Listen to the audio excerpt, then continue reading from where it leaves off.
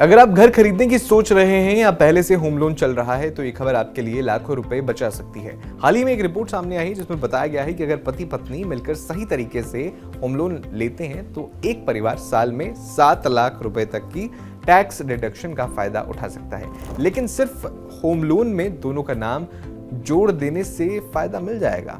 क्या को बोरोवर बनना ही काफी है या इसके पीछे कुछ जरूरी शर्तें भी हैं? आज इस वीडियो में इन्हीं सभी सवालों के जवाब आसान भाषा में समझेंगे। नमस्कार, आप देख रहे हैं TV9 का खास शो घर की बात। मैं हूं अरुण सुंदराल।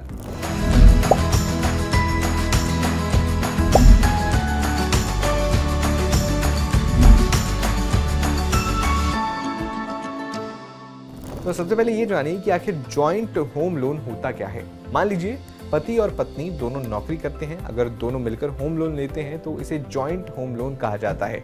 इसका बड़ा फायदा ये होता है कि EMI का बोझ दोनों पर बढ़ जाता है। लेकिन अगर कुछ जरूरी शर्तें पूरी हों तो टैक्स बचाने का फायदा भी दोनों को अलग अलग मिल सकता है। अब सबसे बड़ा सवाल यह है कि 7 लाख रुपए की टैक्स डिडक्शन कैसे मिलेगी। पुराने टैक्स रिजीम में होम लोन पर 2 बड़े टैक्स बेनिफिट मिलते हैं। पहला, होम लोन के इंटरेस्ट पर हर व्यक्ति के 2 लाख रुपए तक की टैक्स डिडक्शन वो ले सकता है। दूसरा कि होम लोन की जो प्रिंसिपल यानी मूल रकम है उस पर 1.5 लाख रुपए तक की टैक्स डिडक्शन मिल सकती है। अगर पति और पत्नी दोनों इन नियमों के लिए योग्य हैं तो दोनों अलग अलग ये छूट क्लेम कर सकते हैं। यानी परिवार को कुल मिलाकर 7 लाख रुपए तक की टैक्स डिडक्शन मिल सकती है। ध्यान रहे कि ये टैक्स रिफंड नहीं है बल्कि टैक्सेबल इनकम से मिलने वाली अधिकतम डिडक्शन है। असली टैक्स बचत आपकी इनकम टैक्स स्लैब पर निर्भर करेगी। लेकिन यही सबसे बड़ी गलती भी लोग करते हैं। कई लोगों को लगता है कि होम लोन में सिर्फ को बोरोवर बन जाने से टैक्स बेनिफिट मिल जाएगा। ऐसा बिल्कुल नहीं है। टैक्स बेनिफिट लेने के लिए सिर्फ लोन में नाम होना काफी नहीं है। जो इस घर के लिए लोन लिया गया है उस प्रॉपर्टी के कागज यानी सेल डीड में भी दोनों का नाम होना जरूरी है। अगर आपका नाम सिर्फ लोन में है लेकिन प्रॉपर्टी आपकी नहीं है तो आपको टैक्स बेनिफिट नहीं मिलेगा। एक और जरूरी बात, EMI भी दोनों को अपने अपने पैसे से भरनी होगी।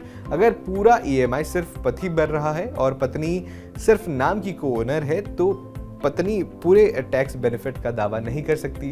इनकम टैक्स डिपार्टमेंट उसी व्यक्ति को टैक्स बेनिफिट देता है जिसने वास्तव में EMI चुकाई हो। अब एक और जरूरी सवाल, क्या ये फायदा सभी टैक्स पेयर्स को मिलेगा? जवाब है नहीं। ये सबसे बड़ा फायदा जो है मुख्य रूप से ओल्ड टैक्स रिजीम में मिलता है।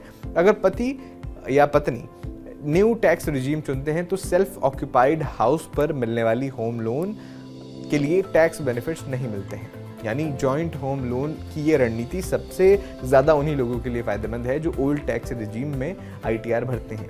अब सवाल यह है कि क्या हर पति पत्नी को जॉइंट होम लोन लेना चाहिए? ऐसा जरूरी नहीं है। अगर दोनों की इनकम है, दोनों EMI में योगदान देंगे और दोनों प्रॉपर्टी के को ओनर भी होंगे तब जॉइंट होम लोन लेना टैक्स के लिहाज से फायदेमंद हो सकता है। लेकिन अगर सिर्फ एक व्यक्ति कमाता है या EMI वही भर रहा है तो सिर्फ टैक्स बचाने के लिए दूसरे का नाम जोड़ने से कोई खास फायदा नहीं मिलेगा।